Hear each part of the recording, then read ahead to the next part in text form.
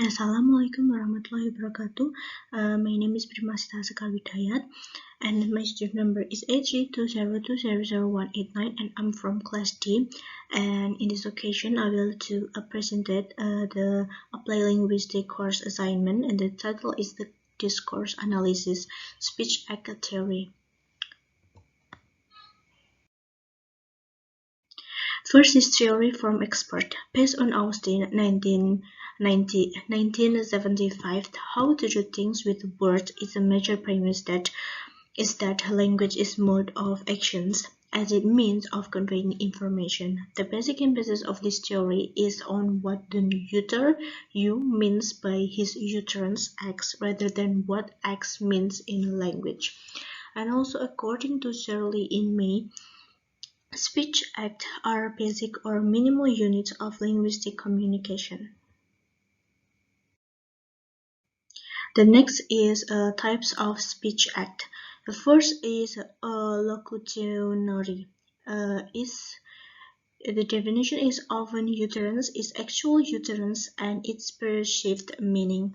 For example, it's so dark in this room. The two is the box is heavy. The above two sentences represented the actual conditions. The first sentence refers to the lighting of the room, and the second sentence refers to the weight of the box. And the second one is illocutionary act is a pragmatic illocutionary force of the utterance or performance of an act in saying something. And for example, it's so dark in this room. 2, the box is heavy. But in the explanation, it's different. Based on the example, the first sentence show a request to switch the light on, and the second sentence show a request to lift up the box. It means it can refers to something to do. Yes.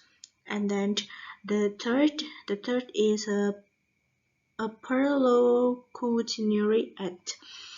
Is a speech act has an effect on the feelings, thought, or action of either the speaker or listener. For example, it is so dark in this room, the box is heavy. The explanation is it can be inferred that the first sentence is uttered by someone while switching the light, and the second sentence is done by someone while lifting up the box.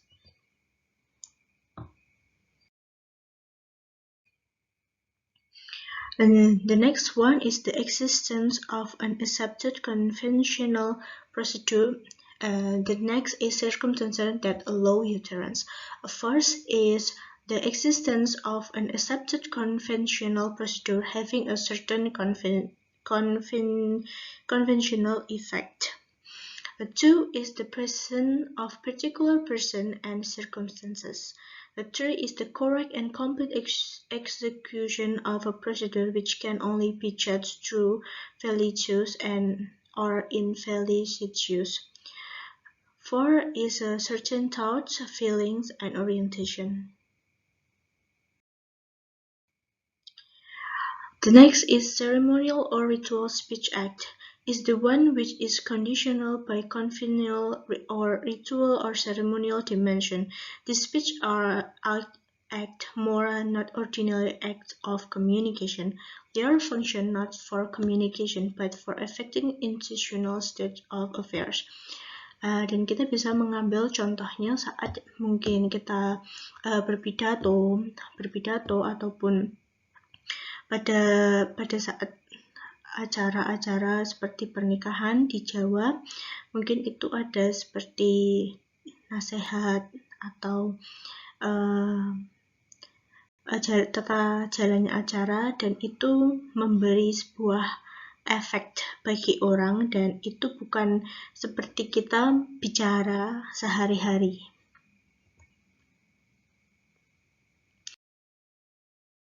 The next is ordinary speech act. In real life interaction, we perform speech act when we offer an apology, greeting, request, complaint, invitation, compliment, or request, or refusal. Speakers expect listeners to recognize the function of the communicative intention of the utterance they produce and to act accordingly.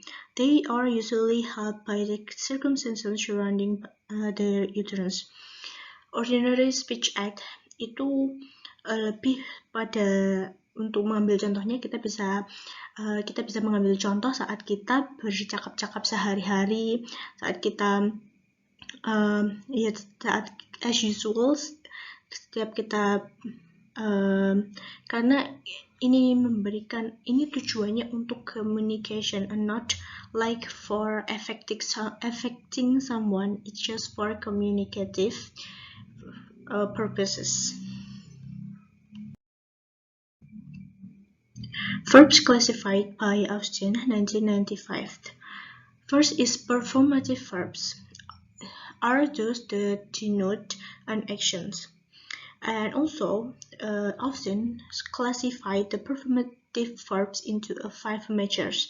First is veridictive verb, that giving a verdict by jury, arbitrator, or umpire, such as the words acquit, create, and estimate. The second one is exercitive.